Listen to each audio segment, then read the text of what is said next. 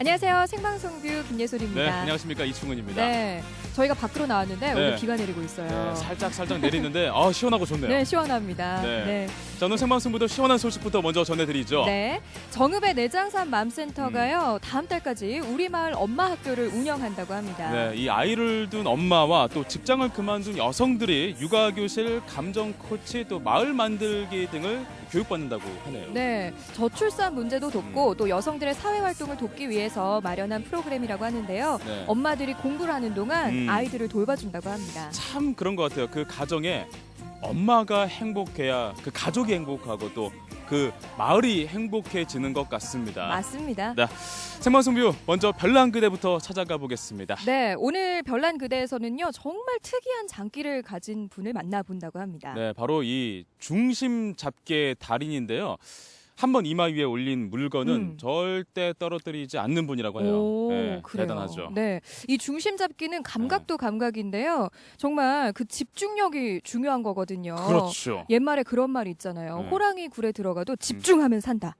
정신만 똑바로 차리면 산다가 아니었나요? 집중일 거예요. 아, 네. 그래요? 네, 많이 바뀌었나 보네요. 네. 네. 자, 어떤 분인지 참 궁금한데 먼저 영상으로 만나보겠습니다.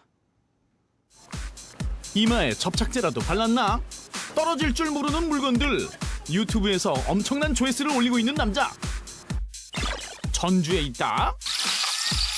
과연 어떤 인물일까 궁금해지는데 드디어 찾았다. 영상 속에 바로 그 장소. 주변 가게를 수소문해 보는데 이 삼촌 잘 알죠. 저희 집에 납품 마시는 삼촌인데요. 저 삼촌이에요. 드디어 공개되는 영상 속 주인공의 정체. 바로 제가 머리에 뭐든지 세우는 남자 이원영입니다. 머리에 뭐든지 세우는 남자 중심 잡기의 달인 등장. 이른 아침부터 무거운 음료를 나르며 부지런히 일하는 모습. 얼핏 평범하게 보이지만 삼촌이 머리에 중심 세우는 삼촌이에요. 이런 거는 그냥 쓰레기 봉투 이렇게 뭐 기본적으로 이까이 거 그냥 대충. 이거요? 우산 이게 심지어 이렇게. 이마에 닿는 면적이 작은 우산도 된다 돼. 동그란 양배추에 청소 도구까지 이원영 씨의 이마 위에만 올라가면 우뚝 자석처럼 붙어버린다. 처음에 신기했는데 이게 다 세우니까 이제 뭐 일상이에요, 일상. 이렇게 이마에 중심 잘 세우는 분은 처음 봤어요. 뭐 중심 세우기 달인이라고나 할까? 이거 한번 세볼까요? 의자의 모서리 부분만으로 중심을 잡는 주인공. 봐도 신기한 묘기. 혹시 이 꽃갈도 세우실 수 있으세요? 도전! 아니 저기 그러라고 있는 물건이 아닐 텐데. 순식간에 안착한 주차 금지용 콘. 쏟아지는 구경꾼들의 환호에 여유까지 보이는 주인공. 다른 것도 다 올릴 수 있을 것 같고. 전주에 저런 분이 있는지 몰랐고 되게 신기하네요. 말리는 사람만 없으면 온종일 이러고 있을 것 같은 기세. 대체 어쩌다가 이런 미혹에 빠지게 된 걸까? 제 직업이 축구 코치인데 근데 머리에 볼을 세우는 기술이 있는데 잘 안 돼가지고 처음에 물병을 세우고 이것저것 세우다 보니까 처음에 안 됐는데 자꾸 하니까 되더라고요. 이번에 도착한 곳은 축구 경기장. 이곳에서 어린이 축구 교실 발바닥으로 코치를 맡고 있는 이원영 씨. 그런데 이마에 올리기는커녕 구르기에만 바빠 보이는 공. 자, 오른발로만 드리블 자연스럽게. 땀을 뻘뻘 흘리며 기본기 연습만 계속되는데 아니 뭐 특별한 기술은 없나요? 프리스타일 좋아요. 선생님 묘기 배워주세요. 프리스타일 축구 묘기를 선보이는 주인공. 이마에만 올리는 게 아니다. 팔등, 목에서도 떨어지지 않는 공. 심지어 발바닥까지. 축구공을 자유자재로 가지고 노는 이원영 씨. 즐거워하는 아이들의 환호 속에 멋지게 마무리.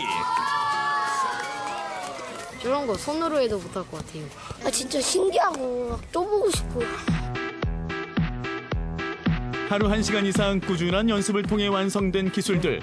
기술을 성공시킬 때의 짜릿함과 생동감 넘치는 공의 움직임이 프리스타일 축구의 가장 큰 매력이라고. 어렸을 때부터 정말 축구 선수가 꿈이었는데 그 꿈을 한번 도전해보고 싶었어요. 그래서 군대 다녀와서 늦은 나이지만 그래도 한번 해봐야겠다는 생각으로 좀 3부 리그 팀에 막 테스트를 보러 다니고 해가지고 26살 때 처음으로 축구 선수 생활을 시작하게 됐어요.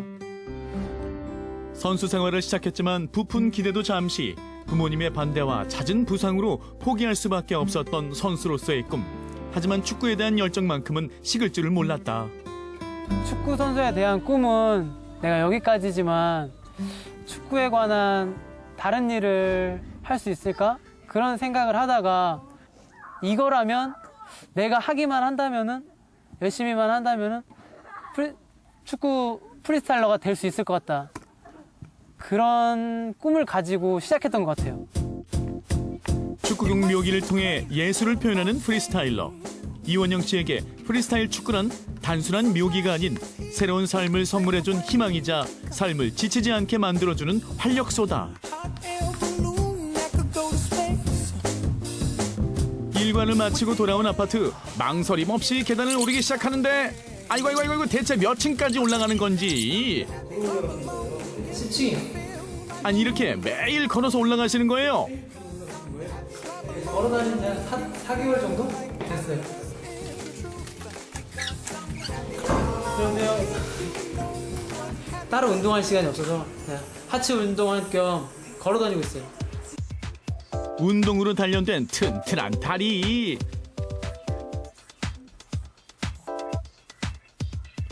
누가 축구만이 아니랄까봐 방문을 열자마자 곳곳에 축구와 관련되지 않은 물건이 없다. 그중 유난히 낡아 보이는 운동화가 눈에 들어오는데 이렇게 다를 때까지 연습을 했다는 거는 그동안 제가 무언가를 한 것 같아서 기분이 볼 때마다 좀 안쓰러우면서 기분이 좋아요. 평소에 잘 보지 않는 TV도 축구 경기만큼은 예외. 덕분에 가족들은 이제 축구라면 손사래를 친다고. 연습해. 지겹지도 않냐? 아니 그만 좀 해. 집에만 오면 맨날 꿈만 갖고 놀고. 저는 잘 안 되면 그냥 쉽게 포기했거든요. 근데 오빠는 뭐든지 끝까지 하더라고요. 그래서 저도 나도 한번 더 끝까지 해봐야겠다 뭐 이런 생각도 많이 하고 있어요. 공차가지고 뭐 밥 먹고 사냐고 못하겠지 내가. 지금은 지가 열심히 하니까 더 열심히 해서 정말로 사람들이 잘하는 것을 들었으면 좋겠다. 네, 알겠습니다. 이번에는 거리로 나왔다. 거침없이 실력을 발휘하며 길거리 공연을 펼치는 주인공. 지나가는 사람들 발걸음을 멈추기에 충분한 실력. 텅텅 튀는 묘기에 시선을 뺏기고 서서히 모여드는 구경꾼들. 25년 살면서 저렇게 하는 사람 처음 봤습니다. 묘기하는 트레이닝을 실제로 보니까 신기하고 재밌어요. 언제 어디서든 음악과 공만 있다면 오케이. 공도 멀미가 날 것 같을 지경인데 지치지도 않는지 시종일관 웃는 얼굴이다. 즐길 줄 아는 당신이 진정한 멋쟁이.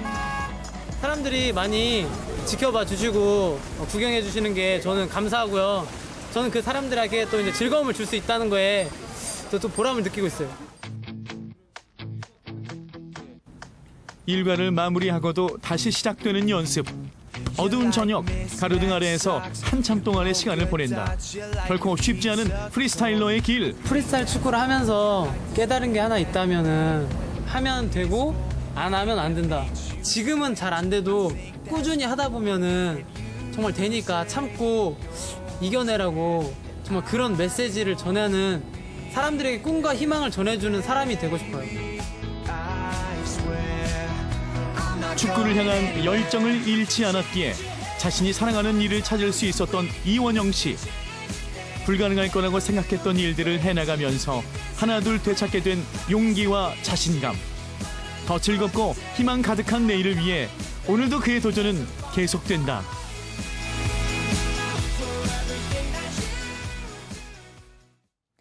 저는 이 네. 프리스타일 축구라는 걸 오늘 음. 처음 알았습니다. 저희가 좀 조사를 해봐야 돼요. 그 공에 줄 달려 있는 건 아닌가? 네, 어쩜 저렇게 안 떨어집니까? 정말 신기하네요. 네, 참 멋있다는 생각이 들었는데 이게 꾸준히 하나씩 만들어낸 그런 기술들이잖아요. 그래서 그런지 더 근사하고 대단하다는 생각이 들었습니다. 네, 지금도 충분히 멋지지만 우리 주인공 이원영 씨가 더 많은 기술을 연마해서 정말 대한민국을 대표하고 또 세계를 대표하는 프리스타일러가 되길 저희가 응원하겠습니다.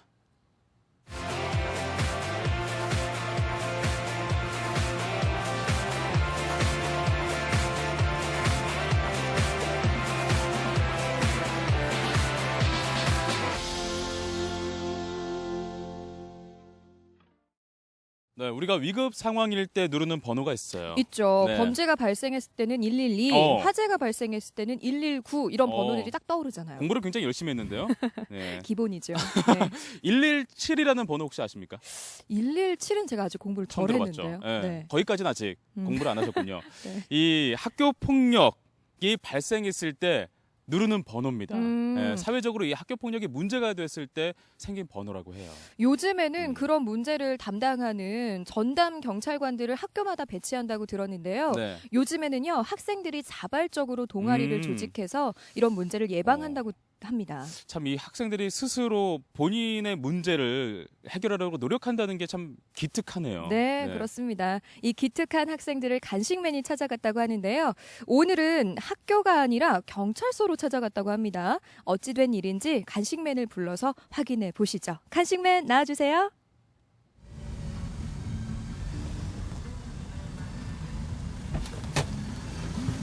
시청자 여러분 안녕하십니까. 떴다 간식맨의 한재진입니다. 저는 지금 덕진 경찰서에 나와 있습니다. 제가 출동을 했습니다.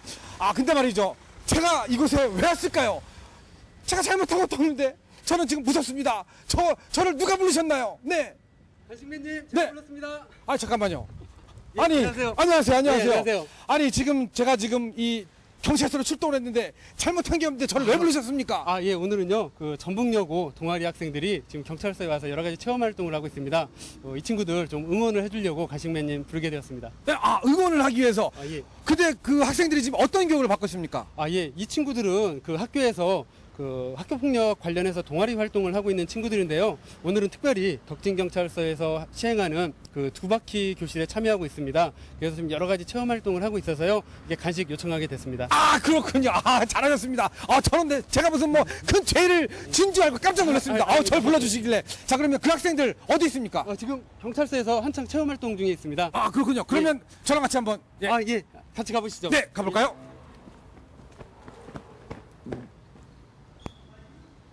제가 먼저 들어가 보도록 하겠습니다. 네. 자, 들어오시죠.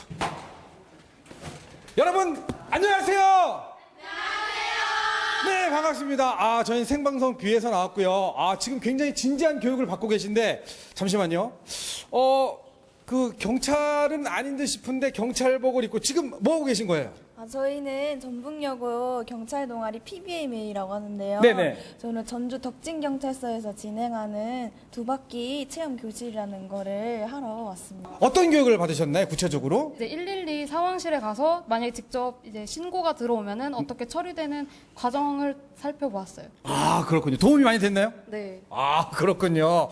자, 이 경찰 관련 우리 동아리 학생들인데 만약에 학교에서 학교 폭력이 발생됐다. 그러면 어떻게 대처하실 겁니까?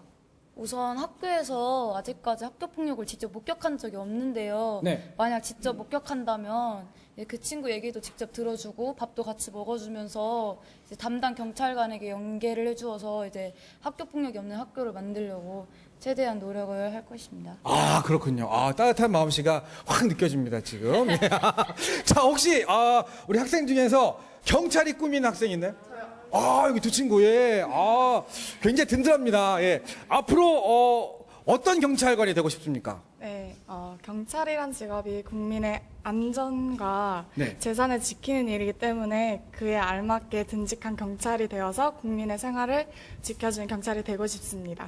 그렇군요. 혹시 이 영광의 상처도 혹시 뭐 지키려다가 이렇게 된 겁니까? 아닙니다. 알겠습니다. 아닙니다. 네. 지금 시각이 4시가 넘었어요. 약간 출출한 시간인데 여러분들 그런가요? 네. 그래요. 예, 그래서 제가 여러분들 위해서 선물을 준비해 가지고 왔습니다. 하나, 둘, 셋 하면 선물이 등장합니다. 다 같이 하나, 둘, 셋 나와주세요. 자, 오늘의 선물은 포도리와 포순이가 여러분들을 위해서 간식을 가지고 옵니다. 대한민국 그것도 전주에서 가장 맛있다는 프라이드 치킨으로 준비를 했습니다. 네. 자, 근데요, 이 간식은 이 간식맨이 가져온 게 아니고 이 안에 계신 분 중에서 어떤 분이 신청을 해주셨어요. 예, 잠깐만, 여기 계신 분인데 어떻게 좀 감이 잡히시나요? 아니요. 안 잡혀요? 저는 보이는데 여기 계신 분, 예, 바로 우리 김범진 경사님께서 간식을 신청해 주셨습니다. 경사님 오늘 우리 학생들 지금 교육받고 있는데 어떻게 진작에 잘 받고 있나요? 네, 교육 너무나 잘 받았고요. 정말 우리 친구들 보니까 좀 저도 듬직한 그런 생각이 듭니다. 그렇군요. 자, 학생들을 위해서 뭐 좋은 말씀해 주시죠. 우리 친구들이 또 경찰에 꿈이 있는 친구들인 만큼 이런 다양한 체험 활동을 통해서요, 경찰 직업에 대해서 좀 더 이렇게 이해할 수 있는 그런 기회가 됐으면 좋겠고요. 또 학교에 돌아가서도 또래 지킴이나 또는 그 학교와 경찰을 이어주는 그런 메신저 역할을 좀 잘 해줬으면 그랬으면 좋겠습니다. 그렇군요. 만약에 학교에서 학교 폭력이 발생하면 바로 전담반으로 신고하면 됩니까? 예, 그렇습니다. 117이나 학교 전담 경찰관에 연락 주면요, 바로 신속하게 저희들이 처리하고 있습니다. 그렇군요. 네, 고민하지 마십시오. 예, 전화번호 117 그리고 대한민국에는 경찰서에 바로 전담반이 있습니다. 자, 그러면 그만하고요. 약간 배가 고프실 텐데 지금부터 준비한 간식을 맛있게 드시면 되겠습니다.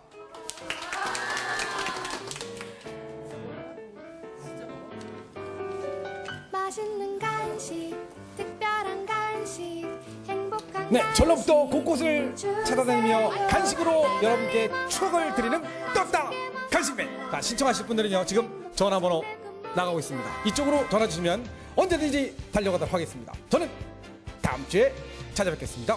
떴다 간식맨 최고. 떴다 간식맨 신청해주세요.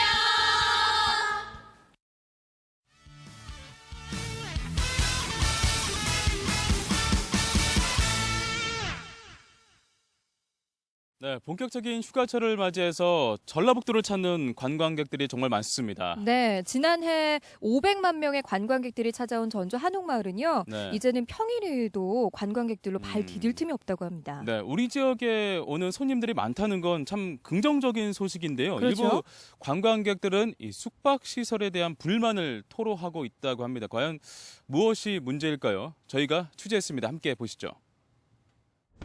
한 해 관광객 500만 명 시대를 연 전주 한옥마을. 멈춘 듯한 시간의 골목 사이로 동서양의 고풍스러운 건물들이 옛 모습 그대로 현재를 달리고 있는 이곳. 하지만 너무 빠른 성장 탓일까요? 한옥마을은 지금 성장통을 겪고 있습니다.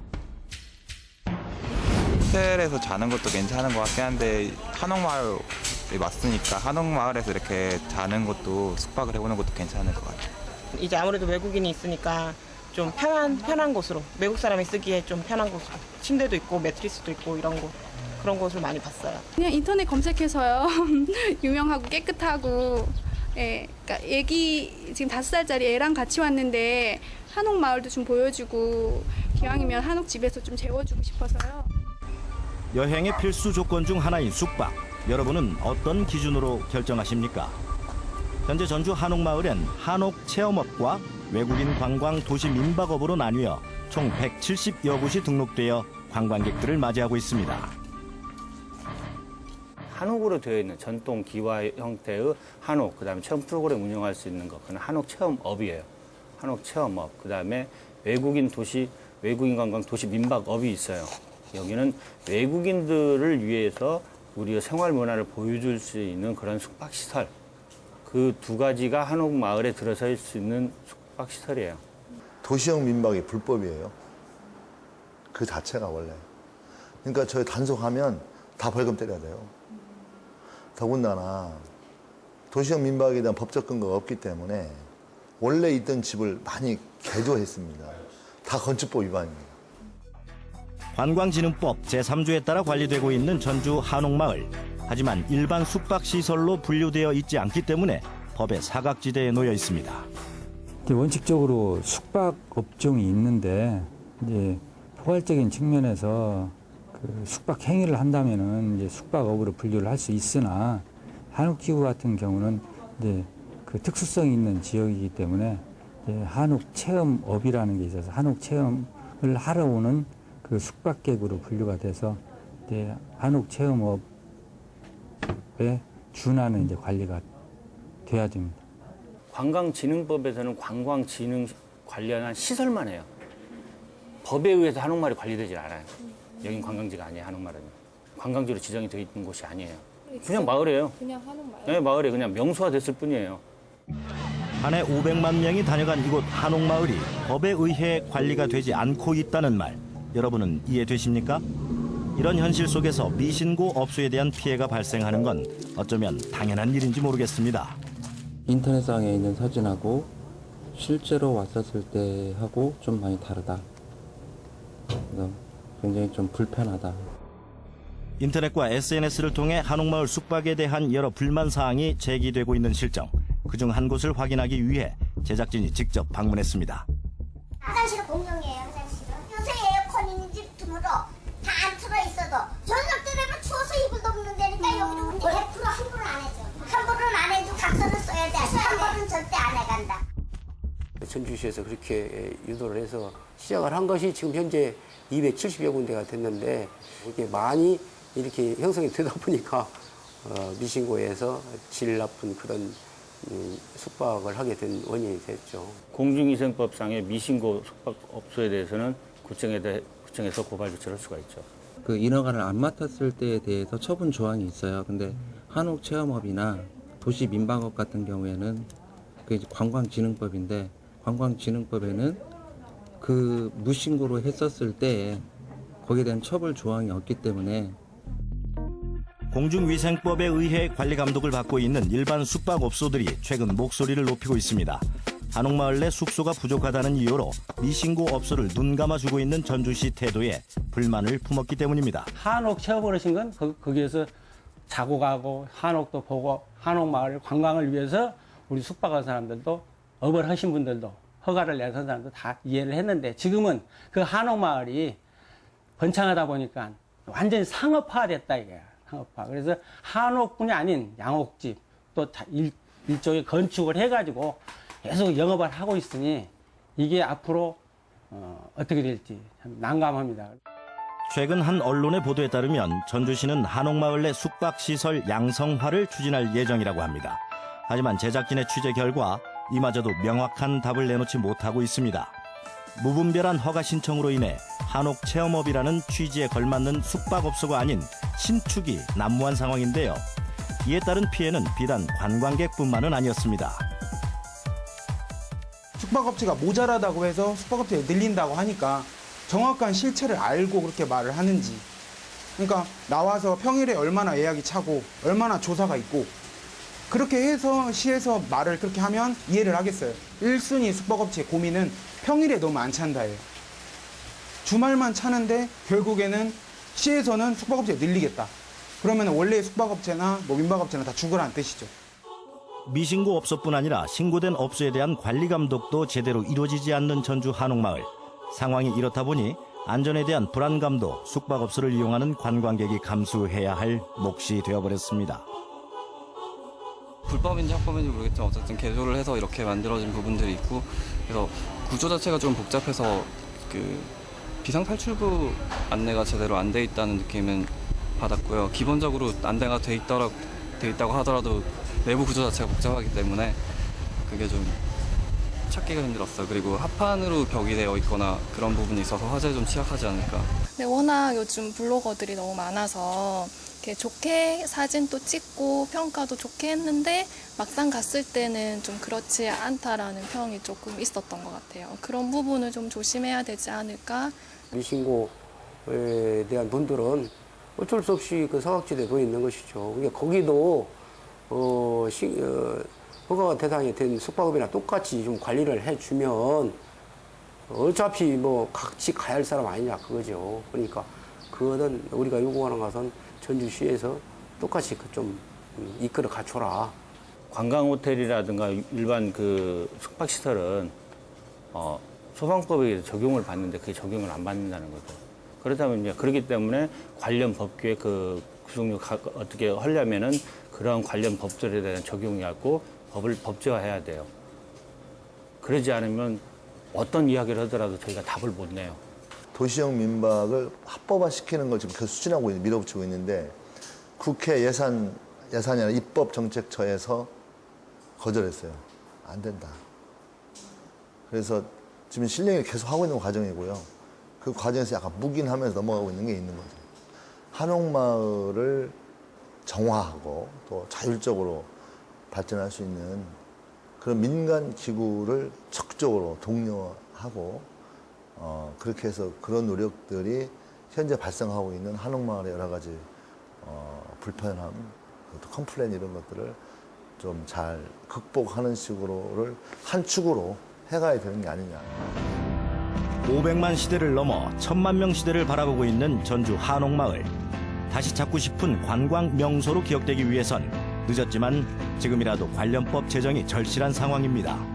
관행적 묵인이 아닌 철저한 관리 감독이 이루어져야 할 때입니다.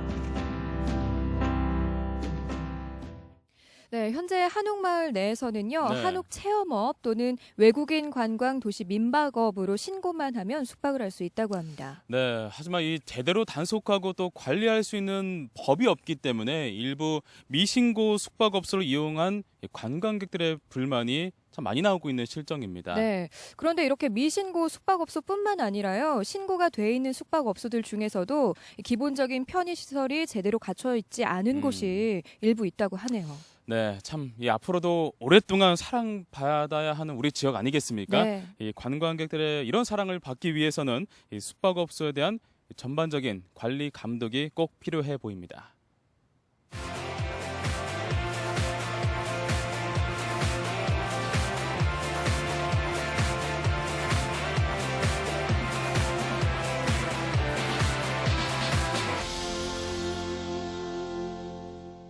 네, 대학생들 방학을 맞이한 지 이제 한 달 정도 돼 가는데 뭐 어학연수, 네. 여행, 취업 준비 등으로 정말 다양하게 활동하면서 알차게 또 방학을 보내고 있는 것 같습니다. 네. 그런데 사실 모든 대학생들이요. 하고 싶은 이런 일들을 다 하면서 풍족하게 지내는 건 아닙니다. 네. 2학기 등록금 마련하기 위해서 열심히 아르바이트를 하는 학생들도 있거든요. 근데 여기서 문제가 있는데요. 이 대학생이나 심지어는 중고등학생이 이 아르바이트를 하면서도 최저임금을 받지 못하는 경우가 종종 있다고 합니다. 네, 오늘 더불어 사는 세상에서는요. 한 평범한 대학생의 이야기를 통해서 젊은 세대들의 아르바이트와 최저임금에 대해서 함께 생각해보는 시간을 가져보겠습니다. 화면 함께 보시죠. 학비가 얼마예요? 1인분에 4,000원이에요. 4,000원이요? 대학교 2학년 은혜 씨는 올 여름방학에도 아르바이트를 구하느라 더운 줄도 모릅니다. 21살의 그녀가 만난 사회는 과연 어떤 모습일까요?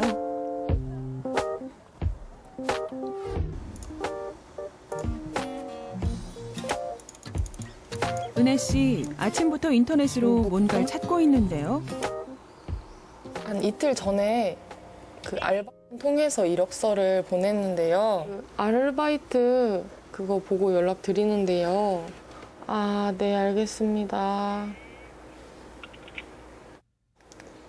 네, 알겠습니다. 네. 왠지 뭔가 잘 안 풀린 모양이네요. 아이, 학교를 다닐 때 학비만 내고 다니는 게 아니잖아요. 교통비도 있고 식비도 있고 그런 부수적인 용돈들을 받지 않으니까 그거 벌려고 하는 것 같아요. 장학금을 제가 받으면은 그 학기 동안은 그래도 뭐 부모님이 그걸 주시니까 그걸로 생활하거나 하는데 방학 때는 그런 것도 없으니까.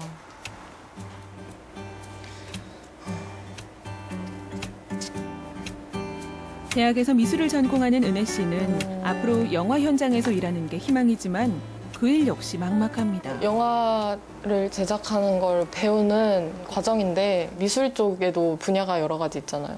영화 미술일 수도 있고 응용할 수 있는 것들을 응용해서 이제 직장을 구하게 될 것 같아요. 저녁 시간, 은혜 씨가 다시 아르바이트를 구하러 대학로에 나왔는데요.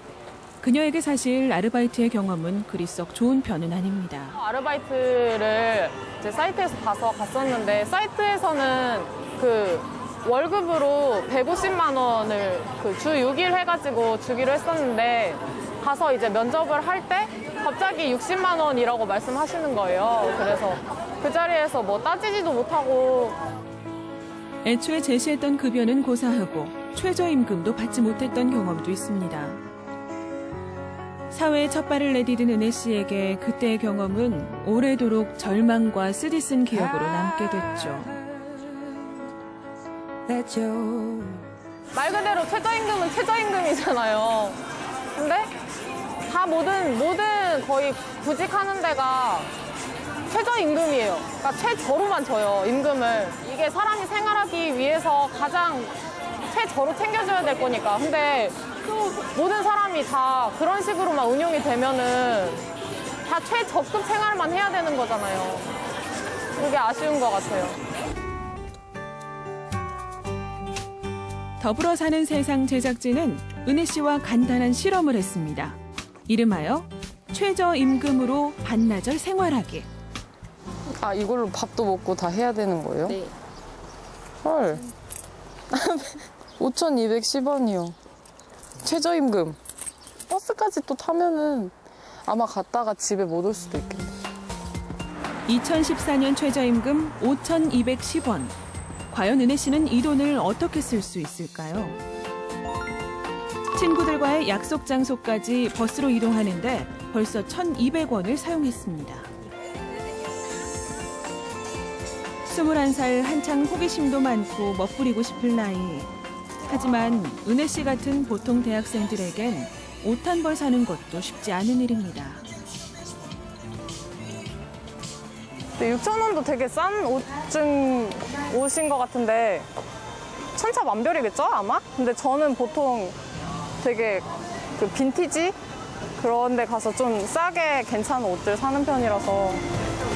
이제 점심을 해결해야 될 시간이 됐는데요. 저 원래 떡볶이 먹고 싶었는데 요즘 가격을 잘 모르겠어요. 아마 2,000원이 넘어가면 못 먹겠죠. 아줌마 혹시 떡볶이가 얼마예요? 1인분에 4,000원이에요. 4,000원이요? 남은 금액은 4,010원인데 이거 가격이 만만치 않네요. 제가 먹을 수 있는 게 오뎅하고 감자 옥수수 핫도그밖에 없어요. 이제 뭐 먹지? 은혜 씨, 과연 점심을 먹을 수 있을까요?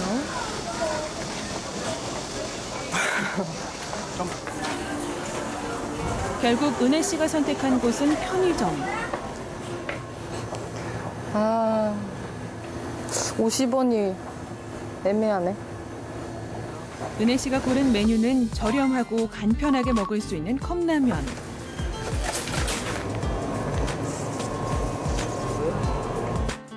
그리고 김밥도 함께 골랐습니다. 가장 간단하게 한 끼를 때우는데도 2,000원이 드는군요. 학기 중에는 도시락으로 해결하지만 문제는 방학이나 주말입니다.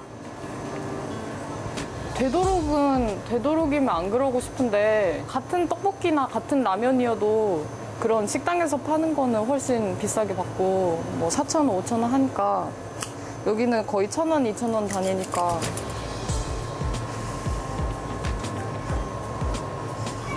너무 질리는 것 같아요, 컵라면이랑. 수입이 적은 대학생들에겐 식사 한 끼 해결도 큰 문제입니다.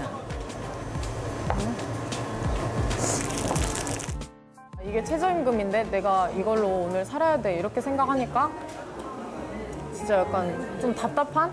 숨이 턱 막히는 것 같은 느낌이었어요.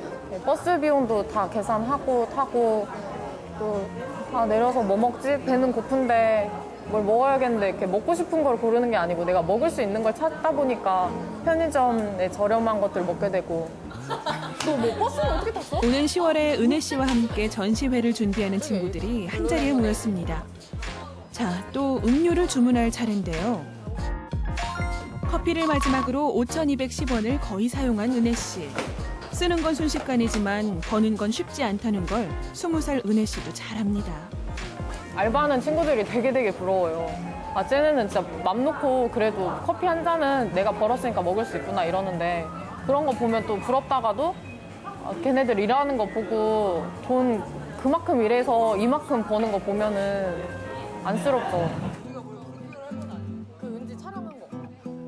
은혜 씨 친구들 역시 아르바이트에 관한 씁쓸한 기억을 갖고 있습니다. 편의점에서 알바를 했는데 3,800원인가? 그 정도 시급을 받고 고3 끝나고 처음으로 알바했던 데가 빵집인데 그때는 최저임금 4,800원이었어요. 근데 한 3,800원을 받고 일을 시작했거든요. 되게 외모나 화장이나 그러니까 제가 약간 독특한 스타일을 좋아하는데 되게 손님들이 부담스러워할 것 같다는 이유? 근데 이런 것 때문에 되게 스트레스 많이 받았던 것 같아요. 아직 정식으로 사회에 첫 발을 내딛진 않았지만 은혜 씨는 일한 만큼 정당하게 대가를 받을 수 있는 사회가 되기를 꿈꿉니다.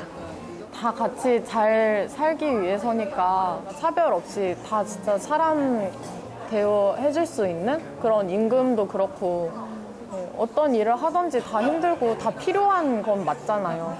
그러니까 다 필요한 걸 인정하고 그거에 맞는 대우를 해주는 그런 상식적인 것만 지켜도 이거보단 낫지 않을까.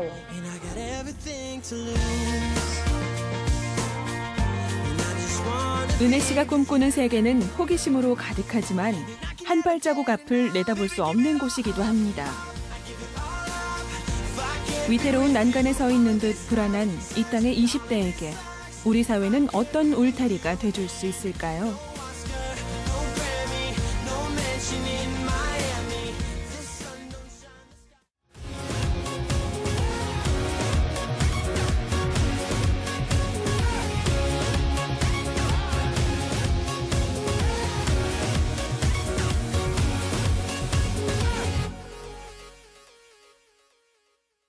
요리 전문가들의 레시피를 배워볼 수 있는 시간, 맛있는 한상입니다. 네, 오늘은 자연음식 연구가 김현희 선생님과 함께하겠습니다. 안녕하세요. 네, 안녕하세요. 안녕하세요. 네, 반갑습니다. 반갑습니다. 오늘 선생님께서 소개해 주실 요리는 주제가 있다고 들었습니다.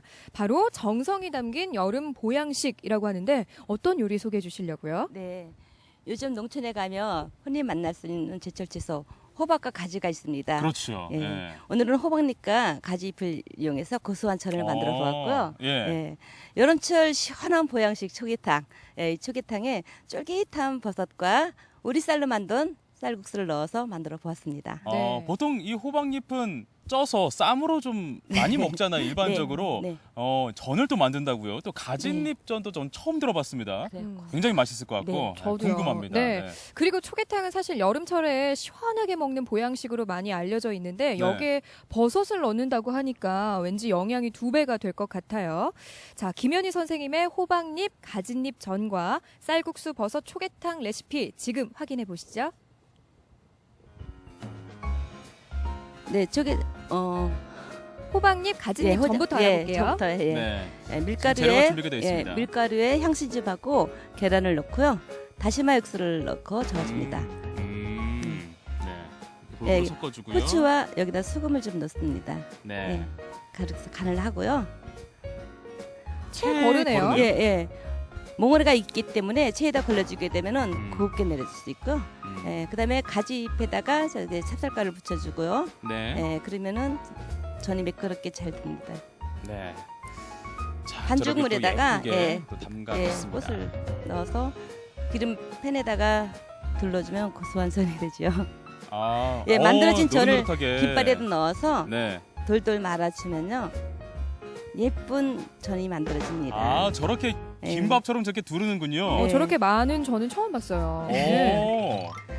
자, 다음은 초계탕 레시피 알아보겠습니다. 초계탕에 버섯과 약재를 준비합니다. 네. 네. 아, 저것만 봐도 정말 건강해지겠네요. 예, 네. 엄나무죠. 네. 자, 이거 그리고 오리쌀로 만든 국수, 쌀국수요. 네. 그리고 각종 채소를 준비합니다. 몸에 좋은 것만 정말 가득 담았습니다. 네. 물에다가 엄나무 한 개를 넣고 대추를 넣어줍니다. 네. 일단 넣고 대추도 넣고요. 넣어주시고 그다음에 껍질 벗긴 닭에다가 양파즙을 넣어줍니다. 아, 닭껍질은 껍질을 벗기는군요. 네, 벗기면 기름이 많으니까요. 자, 껍질밖 기름이- 예, 네. 양파즙을 넣어주면 닭의 비린내를 없애주고 맛도 더 담백합니다. 네. 그래서 한 30분 정도 삶아주고요. 30분 정도 네. 끓여주고요. 자, 일단 30분 정도 푹 예, 끓기 끓였습니다. 시작하면 다시마를 넣고 예, 불을 꺼줍니다. 아, 일단 끄는군요. 예. 다시마가 다 끓으면 다시 물을 1리터 정도 더 넣어주고요. 예. 아. 끓으신 물을 시원하게 살얼음 떴죠. 네. 야, 저렇게 찬물을 넣고 한 번 더 끓이고 냉장 보관해서 네, 차갑게 예. 준비를 해주는 육수에다가 거군요. 간장, 약초 간장을 넣고 소금 넣고 식초, 그다음에 저는 거기다가 아카시오꽃 발액을 넣어서 단맛을 좀 넣어줬습니다. 아, 저렇게 하면 정말 예. 풍미가 더 할 것 같아요. 지금 네. 잣하고 깨 가른 것 좀 넣어뒀죠. 아, 그래요? 네, 굉장히 담백하고 고소하고요. 닭가슴살은 찢어서 이렇게 간장하고 후추, 참기름을 넣고 무쳐줍니다. 네. 아, 저것만 먹어도 참 정말 좋은 반찬이네요. 그러니까요. 네. 든든해지는 것 같습니다. 저는 그냥 저거 먹으면 안 될까요? 예, 채소는 곱게 채를 썰어줍니다. 네. 배는 배도 썰어주고요. 네. 소금 한번 절이네요. 예, 배를 뺀 모든 채소는 소금에 좀 절여줍니다. 그럼 물기가 좀 나오기 때문에 물기를 네. 좀 꼭 짜주고요. 버섯은 불려서 곱게 찢어주거나 네. 채 썰어주고요. 여기에 간장과 후추, 참기름을 넣어서 골고루 각각 묻혀주죠. 아, 정말 참 고소하겠네요. 저 나물 무침도 참 좋아하거든요. 네. 팬에 기름을 두르지 않고요. 그냥 마른 팬에다가 볶아줍니다. 쌀국수를 물에다가 1분 정도 삶아서 네. 예, 헹궈주죠. 예, 각종 고명을 넣어서 육수를 부어주면 초계탕 완성입니다. 야, 와. 정말 보기만 해도 시원합니다. 완성이 됐습니다. 아, 무슨 맛일까요? 우리 김현희 선생님께서 만든 가지잎, 호박잎전도 지금 화면에 나오고 있습니다. 아, 정말 궁합이 잘 맞을 것 같아요. 네. 네. 지금 여름의 특급 보양식인 음. 쌀국수, 버섯, 초계탕과 또 호박잎, 가지잎전이 지금 나와 있습니다. 저는 정말 기대가 되는 게 제가 음. 초계탕을 사실 한 번도 먹어본 적이 없어요. 네. 오늘 처음 먹어보는데 김현희 선생님의 초계탕을 먹을 수 있어서 이렇게 행복할 수가 없습니다. 네. 그래요. 이 쌀국수와 버섯을 넣어서 더 특별해진 초계탕 이충훈 아나운서가 네. 굉장히 드시고 싶어하는 것 같은데 네. 그래서 제가 먹어보겠습니다. 예, 원래 고기도 먹어본 사람이 그 맛을 안다고. 아, 그래요? 예, 제가 좀 고기 좀 아니까 네. 제가 아, 한번 먹어볼게요. 아쉽네요. 네. 저는 끝나고 한번 먹어보도록 하겠습니다. 초계탕을 만들 때 좀 짚어주시는 포인트가 있다면 뭐가 있을까요? 네, 제가 만든 초계탕에는 버섯과 채소를 넣었는데요. 네. 해삼이나 전복을 넣어도 좋습니다. 원래 임금님상의 초계탕이 수레상에 올라왔던 음식이죠. 그렇죠. 네. 임금님은 네. 해삼이나 전복처럼 네. 귀한 재료를 넣어서 만들어 먹었죠. 그렇군요. 네. 임금님이 먹던 초계탕 먹었던 기분이 어떻습니까 지금? 네. 말 시키지 말아주세요. 아니 일단 굉장히 시원하고요. 너무 심취했어요. 예, 네. 그리고 원래 우리 복날 닭을 먹잖아요. 닭을. 이게 정말 든든해지는 기분도 들면서 와, 이 여름에 먹는 시원한 초계탕 괜찮네요. 정말요? 예, 버섯 아, 때문에 식감도 좋고요. 네, 이렇게 또 야외에서 먹으니까 더 좋은 것 같기도 하고요. 그렇다면 저는 자 준비된 가진잎전과 호박잎전을 한번 맛보도록 하겠습니다. 초계탕을 먹고 싶었는데 전을 한번 맛보도록 하겠습니다. 이제 굉장히 아쉬워하시는 것 같은데요. 네. 근데 저는 전을 이렇게 돌돌 말아서 먹는 거 처음 봤거든요. 네. 어떤지 궁금합니다. 가진잎전도 처음 봤거든요. 맛이 어떨지 궁금한데요. 저는 전 먹기 잘했어요. 네, 그래요? 정말 맛있네요. 이게 전이 원래 그냥 얇아서 한 입에 이렇게 먹잖아요. 근데 돌돌 마르니까 그 씹을 때마다 그 촉감이 좀 달라요. 이거 씹을 때는 이거 같고 이거 씹을 때는 이거 같고. 예. 약간 조금 다르네요. 식감이. 네. 네. 예, 거기 호박꽃도 들어가 있어요. 네. 호박잎에. 그렇다면 호박꽃까지. 오늘은 호박잎하고 가진잎으로 전을 만들었는데 네. 뭐 다른 것도 있을까요? 네. 우엉잎을 이용해서 만들 수도 있고 또는 방아잎이나 머위잎 같은 것도 만들 수 있습니다. 그래요. 이렇게 채소 잎으로 전을 만들 수 있다는 거 참 신기한데요. 오늘 저는 약간 좀 쓸 것 같았거든요. 아니에요? 잎으로 만든다고 해서 네. 전혀 안 써요. 예, 정말 고소해요. 네, 오늘 새로운 사실 하나 알았습니다. 네. 선생님 끝으로 시청자분들께 한 말씀 해주시죠. 네. 예, 오늘 제가 소개해드린 음식을 직접 만들어 보면서 네. 이 더운 여름날 시원하게 보냈으면 합니다. 네. 감사합니다. 오늘은 김현희 선생님과 함께 호박잎전과 또 가진잎전 또 버섯 초계탕까지 네. 함께 맛보았습니다. 자, 레시피는 저희 생방송비 홈페이지에 있으니까요. 참고하시면 좋을 것 같습니다. 네, 오늘 선생님 덕분에 맛있는 한상 잘 먹었습니다. 선생님 고맙습니다. 고맙습니다. 네, 감사합니다. 자, 생방송비에서 준비한 전북 소식 알아보겠습니다. 전순자 작가의 첫 번째 개인전이 교동아트미술관에서 열립니다. 피었습니다 라는 주제 아래 작가의 섬세한 터치로 완성된 다양한 작품을 만날 수 있는데요. 이번 전시는 오는 일요일까지 계속됩니다. 어른을 위한 동화 오페라 마술피리 공연이 내일 저녁 김제예술회관 소공연장에서 열립니다. 이번 공연은 오페라를 쉽고 재미있게 이해할 수 있도록 해설이 있는 오페라로 진행되며 관람료는 무료입니다. 창작 뮤지컬 레미제라블이 익산을 찾아옵니다. 클래식과 현대 음향 기술이 접목된 다양한 곡과 배우들의 아크로바틱이 더해져 화려한 볼거리를 제공하는 이번 작품은 이번 주 금요일부터 익산 솜리문화예술회관에서 만날 수 있습니다. 이번 주 금요일과 토요일 이틀간 무주군 안성면 두문마을에서 전통 불꽃축제가 열립니다. 소망 등불놀이를 비롯해 달빛 기행, 숲 콘서트, 직거래 장터 등 다양한 체험 행사가 마련되어 있는데요. 보다 자세한 사항은 두문마을 홈페이지를 참고하시면 됩니다. 네, 이제 7월도 거의 막바지를 향해서 달려가고 있고요. 네. 장마도 끝이 난 것 같아요. 네, 이번 장마는 비가 생각보다 많이 안 왔어요. 네. 마른 장마인데 그래서 그런지 좀 금방 지나간 것 같습니다. 네, 이제 본격적으로 무더위가 시작이 될 텐데요. 이 무더위에 불쾌지수와 스트레스를 줄이려면 잘 쉬는 것도 정말 중요합니다. 네, 자 이제 7월도 얼마 남지 않았습니다. 맛있는 음식도 많이 드시고요. 건강도 꼭 챙기시면서 7월 편안하게 보내시기 바라겠습니다. 생방송뷰 저희가 준비한 소식은 여기까지입니다. 함께해 주신 여러분 고맙습니다.